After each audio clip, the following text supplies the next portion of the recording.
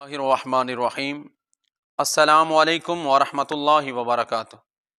नाज़रीन, आज के इस वीडियो में हम नमाज सलात व तस्बीह पढ़ने का तरीका और इसकी नीयत कैसे करते हैं और इसको पढ़ने का मुकम्मल तरीका आज मैं आपके साथ प्रैक्टिकल शेयर करूंगा। तो लिहाजा इस वीडियो को पूरा देखें और चैनल पर न्यू हैं तो अगर इस तरह की मज़ीद वीडियोस देखना चाहते हैं तो चैनल को सब्सक्राइब कर लें।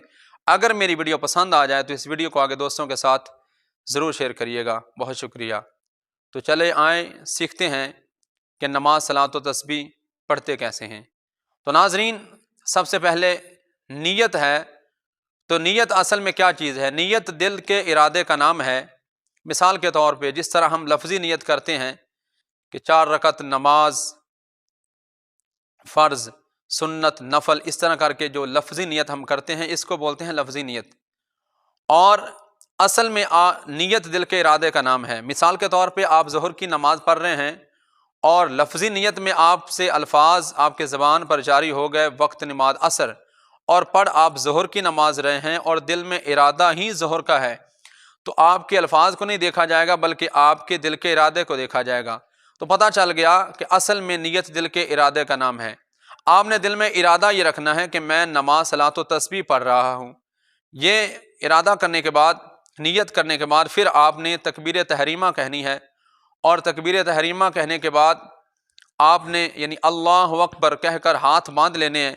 इस तरह करके आपकी हथेलियाँ बिल्कुल खुली होनी चाहिए और इस तरह अल्लाहु अकबर कह के हाथ उठाने हैं और कानों की लौ को ये आपके अंगूठे जो हैं ये छू जाएं, इस तरह सीधे रखने, बिल्कुल इस तरह अल्लाहु अकबर कहकर आपने ऐसे हाथ बांध लेने। नाफ के नीचे हाथ बांधने के बाद आपने सना पढ़नी है, सुब्हानकल्लाहुम्मा व बिहम्दिका व तबारक अस्मुका व तआला जद्दुका व ला इलाहा गैरुक। इतना पढ़ने के बाद आपने ये तस्बीह पढ़नी है 15 मरतबा, सुब्हानल्लाहि वल्हम्दुलिल्लाहि व ला इलाहा इल्लल्लाहु वल्लाहु अकबर। ये 15 मरतबा तस्बीह पढ़ने के बाद तावुज़ और तस्मिया यानी आऊज़ु बिल्लाहि मिनश शैतानिर रजीम और बिस्मिल्लाहिर रहमानिर रहीम पढ़कर आपने सूरतुल फातिहा को पढ़ना है, और सूरतुल फातिहा के साथ आपने एक सूरत मिलानी है। सूरत मिलाने के बाद फिर आपने 10 मरतबा यही तस्बीह पढ़नी है, सुब्हानल्लाहि वल्हम्दुलिल्लाहि व ला इलाहा इल्लल्लाहु वल्लाहु अकबर। ये पढ़ने के बाद फिर आपने रुकू में जाना है, और रुकू में सुब्हान रब्बियल अज़ीम यानी इस तरह अल्लाहु अकबर कह के जब आप रुकू में जाएंगे तो यहाँ रुकू की तस्बीह पढ़ने के बाद यानी 3 मरतबा कम अज़ कम आपने यही पढ़ना है, सुब्हान रब्बियल अज़ीम, सुब्हान रब्बियल अज़ीम, सुब्हान रब्बियल अज़ीम। ये पढ़ने के बाद आपने यहाँ 10 मरतबा सुब्हानल्लाहि वल्हम्दुलिल्लाहि व ला इलाहा इल्लल्लाहु वल्लाहु अकबर कहना है। ये पढ़ने के बाद जब आप कहेंगे समी अल्लाहु लिमन हमिदा और रब्बना लकल हम्द, ऐसे जब सीधे खड़े हो जाएंगे तो यहाँ पे आपने फिर 10 मरतबा यही तस्बीह दोहरानी है, यानी सुब्हानल्लाहि वल्हम्दुलिल्लाहि व ला इलाहा इल्लल्लाहु वल्लाहु अकबर। ये कहने के बाद 10 मरतबा पढ़ने के बाद फिर आपने सीधा सजदे में जाना है, अल्लाहु अकबर। यहाँ पे आपने सजदा की तस्बीह 3 मरतबा कहनी है, सुब्हान रब्बियल आला, सुब्हान रब्बियल आला, सुब्हान रब्बियल आला। ये कहने के बाद आपने यहाँ सजदे में 10 मरतबा यही तस्बीह पढ़नी है, सुब्हानल्लाहि वल्हम्दुलिल्लाहि व ला इलाहा इल्लल्लाहु वल्लाहु अकबर। फिर आपने अल्लाहु अकबर कहकर जब इधर बैठना है 2 सजदों के दरम्यान में, तो यहाँ पे आपने फिर 10 मरतबा यही तस्बीह पढ़नी है।